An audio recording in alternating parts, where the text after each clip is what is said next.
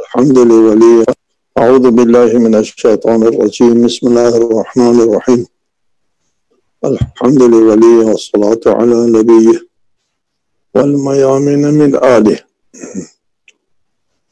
أما بعد فقال الإمام الصادق عليه الصلاة والسلام ولايتي لعلي بن أبي طالب أحب إلي من ولادتي منه فإن ولادتي منه فضل وولايتي له فرض. عید غدیر، عید ولایت، عید اللہ الاکبر، اس کو احادیث میں ہمارے ائمہ علیہ السلام نے عید اللہ الاکبر کہا ہے۔ یہ عید اللہ کی بڑی عید ہے۔ غدیر کے دن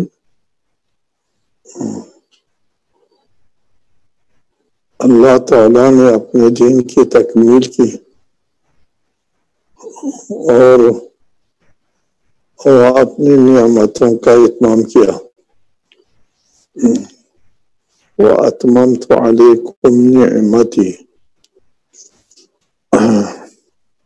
اور اسلام کو پسندیدہ دین قرار دے دیا۔ وَرَضِيتُ لَكُمُ الْإِسْلَامَ دِينًا،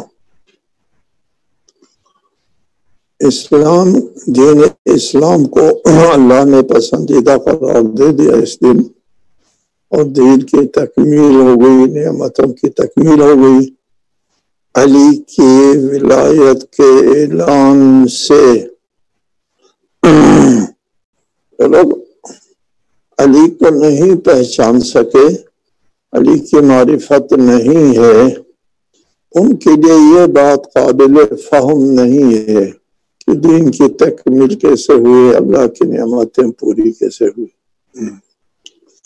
ہم آپ کو ایک بات بتا دیتے ہیں کہ دین شریعت جو ہے ایک جامع نظام حیات کا نام ہے۔ یہ جامع نظام حیات قرآن اور حدیث پر مشتمل ہے۔ قرآن و حدیث جو ہے وہ اس کے بیان کے متکفل ہے۔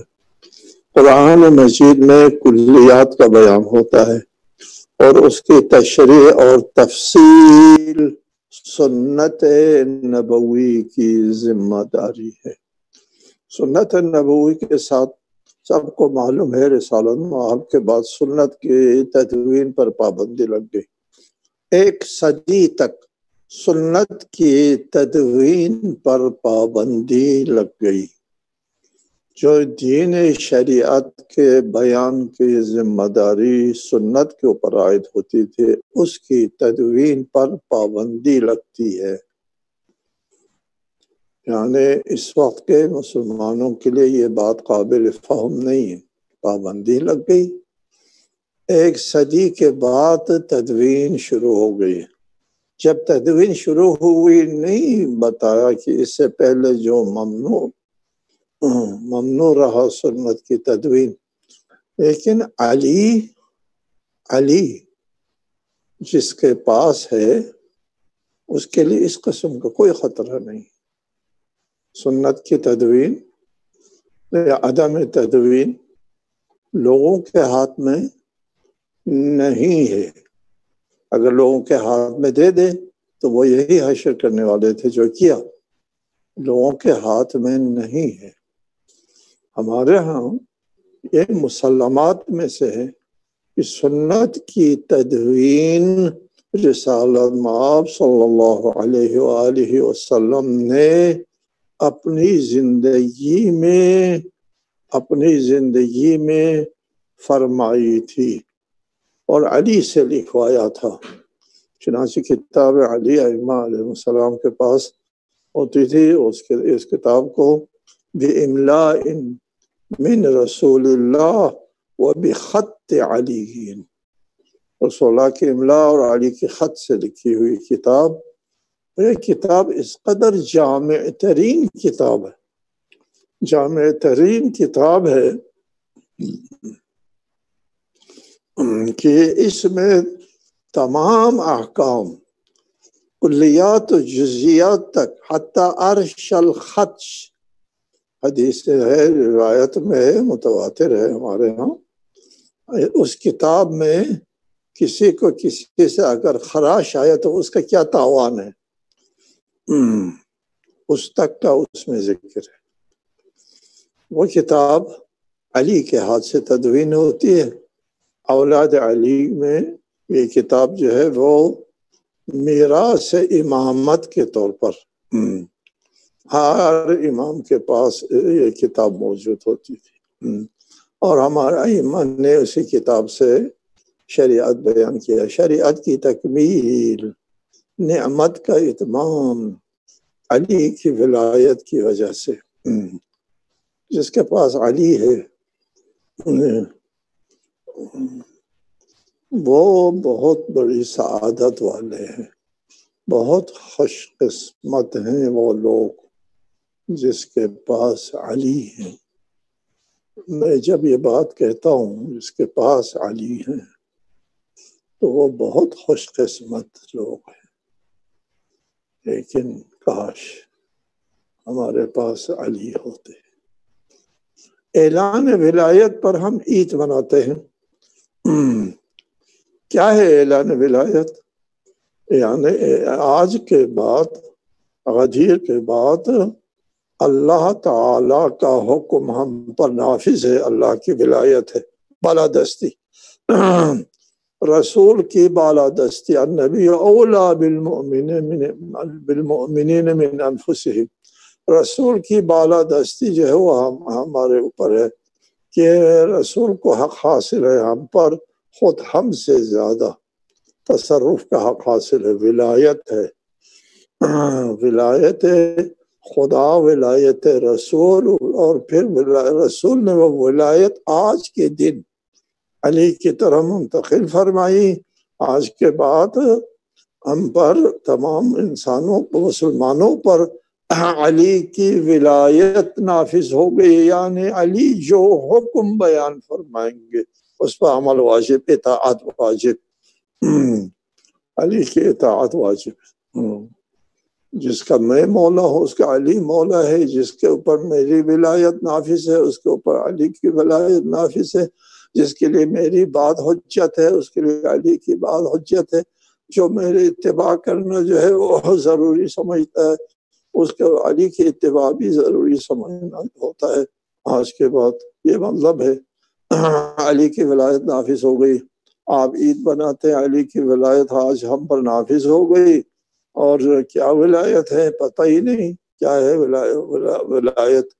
علی کا حکم ہم پر نافذ ہے، علی کے کیا حکم ہے کوئی پتہ نہیں۔ حکم کے جو ابتدائی ترین باتیں ہیں اسلام میں رہنے کے لیے اور قیامت کے دن علی کے پاس سرخ روئی کے ساتھ جانے کے لیے جو ابتدائی ترین باتیں ہیں وہ بھی نہیں معلوم۔ والذین آمنوا اشد حبا للہ، ایمان والے جو ہے اللہ سے محبت میں سب سے زیادہ جو ہے وہ آگے ہوتے ہیں۔ والذین آمنوا اشد حبا، شدید حب، محبت بہت زیادہ ہوتی ہے مومنین میں، کس کی؟ اللہ کی۔ علی کے ساتھ محبت بھی اللہ کے ساتھ محبت کا لازمہ ہے کہ اللہ کا ہم شکر گزار ہیں علی جیسے امام ہم کو دیے، ایسے رہنما ہم کو عنایت فرمایا۔ اللہ کی توحید کے بارے میں جو تصور وحدت ہے، تصور توحید ہے، نہج البلاغہ کا مطالعہ کرنا اگر توفیق ہو گئی کسی کو تو نہج البلاغہ کا مطالعہ کر کے اللہ کی وحدانیت کو سمجھے۔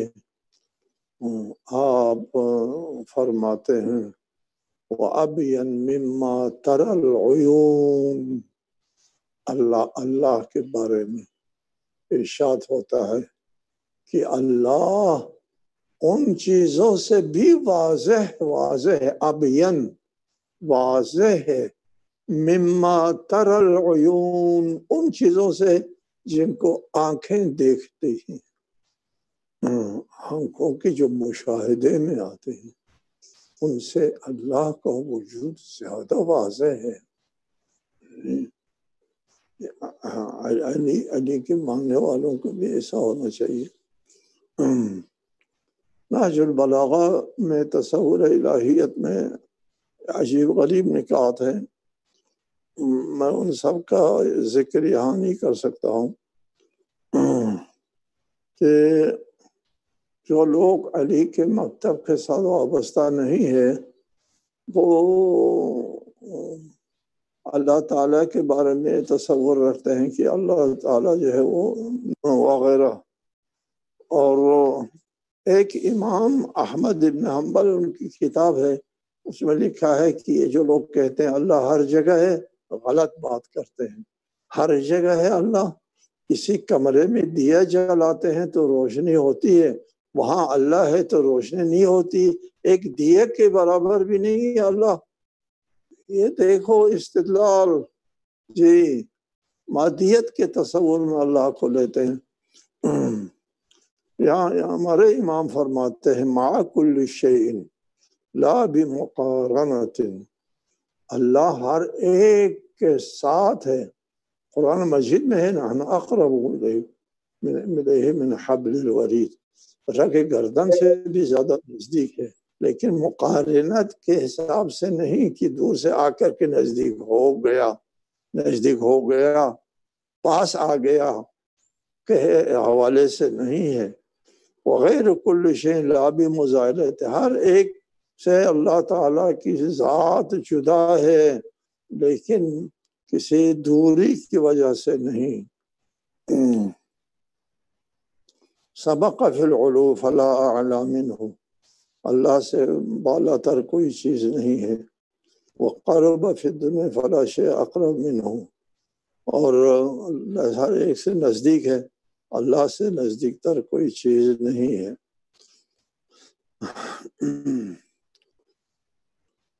فرمایا الاول الذی لم یکن له قبل فیکون شیء قبلہ، اللہ تعالیٰ کی ذات وہ اول ہے، اس سے پہلے کوئی چیز نہیں ہے۔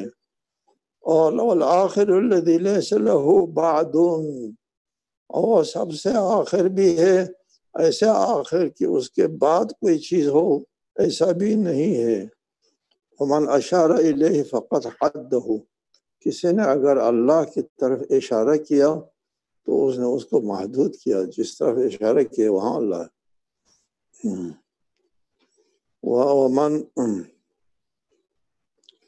ومن حدہ فقط عدہ، جس نے اللہ تعالیٰ کو محدود کیا اس نے اللہ کو ایک نہیں کئی شمار کیا تھا، متعدد ہو گئے۔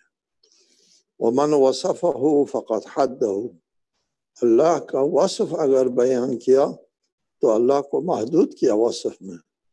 ومن حدہ فقط عدہ، جس نے اس کو اللہ کو محدود کیا اس نے اللہ کو متعدد کر دیا۔ ومن عدہ فقط ابطل ازلہ، اور اللہ کو اگر متعدد کر دیا تو پھر اللہ جو ہے وہ مخلوق ہو جاتا ہے۔ یہاں پر ایک توحید کے حوالے سے ایک موقف ہے نہج البلاغہ کے، ان کی روشنی میں ہمارا عقیدہ ہے، شیعہ امامیہ کا عقیدہ ہے کہ اللہ تعالیٰ کے اوصاف جو ہے، یہاں پر مولا نے فرمایا کہ اللہ کے وصف نہ کرو، اس لیے کہ وصف و موصوف اور، وصف اور ہوتا ہے موصوف اور ہوتا ہے۔ اللہ کو نہ کہو کہ اللہ کو یہ صفت حاصل ہے، ایک کلامی بحث ہے، اس میں ہم لوگ ایک بات کے قائل ہیں اور دوسرے لوگ نہیں ہیں۔ دوسرے لوگ کہتے ہیں اللہ تعالیٰ کی صفات زائد بر ذات ہے، یعنی اللہ اور ہے، اللہ کے علم اور، اللہ کو علم حاصل ہے، اللہ کو حیات حاصل ہے، اللہ کو قدرت حاصل ہے۔ اللہ اور صفت میں مغایرت زائد بر ذات سمجھتے ہیں۔ ہم مولا کے فرمان کی روشنی میں معرفت علوی کے تحت ہم ذات اور صفت میں تعدد کے قائل نہیں ہیں، ہم صفت کو زائد بر ذات نہیں سمجھتے، ہم نہیں کہتے اللہ کو زندگی حاصل ہے، اللہ ہوتا ہی وہ جو زندہ ہے، اللہ کو علم حاصل ہے، اللہ کو علم حاصل ہے کیا مطلب؟ اللہ ہوتا ہی وہ ہے جو علم حاصل ہے، یعنی اللہ کی ذات کے لیے کوئی چیز حاصل ہے نہیں ہوتی، یہ تعدد لازم آتا ہے، تعدد لازم آتا ہے۔ آپ کو سمجھانے کے لیے ایک مثال دیتا ہوں، چار وجود میں آتا ہے تو جفت کے ساتھ دونوں میں جدائیگی ممکن نہیں ہے، چار ہوتا ہی جفت ہے، نہ ان کی چار کو جفت حاصل ہے، چار ہوتا ہی جفت ہے، اللہ تعالیٰ ہوتا ہی حی ہے، ہوتا ہی قادر ہے، ہوتا ہی عالم علم ہے، سب صفات اللہ تعالیٰ کی ذات سے مربوط ہے۔ پھر فرمایا کہ اگر کسی نے اللہ کی طرف اشارہ کیا تو اللہ کو اس نے محدود کیا، اور اگر کسی نے کہا اللہ کس میں ہے تو پھر اللہ کو کسی کے اندر محدود کیا، اور کسی نے کہا اللہ کس پر ہے تو باقی جگہ اللہ سے خالی قرار دے دیا۔ لوگ کہتے ہیں اللہ عرش پر ہے، عرش کے اوپر اللہ تعالیٰ تشریف رکھتا ہے تو عرش کے لیے وہ ہوتا ہے، بہرحال یہ باتیں قابل ذکر نہیں ہے۔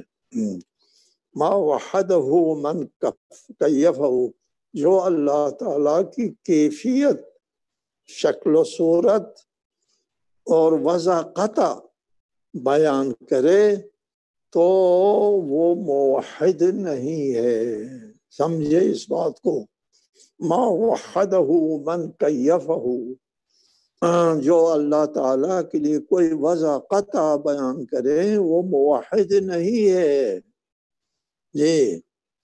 ولا حقیقتہ اصاب من مثلہ، نہ اللہ کی حقیقت کو حاصل کیا اس شخص نے جس نے اللہ کے لیے کوئی مثال دے دی جی۔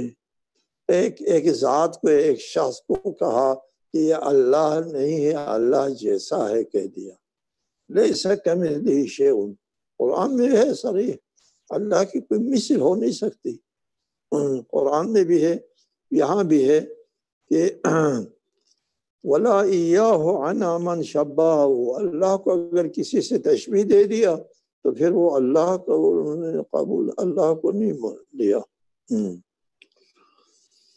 یہاں پہ ما احول ما تری من ملکوتک، تیری مملکت اور اللہ تعالیٰ کی سلطنت کتنا عظیم ہے، مولا فرماتے ہیں کتنا عظیم ہے تیری سلطنت جی۔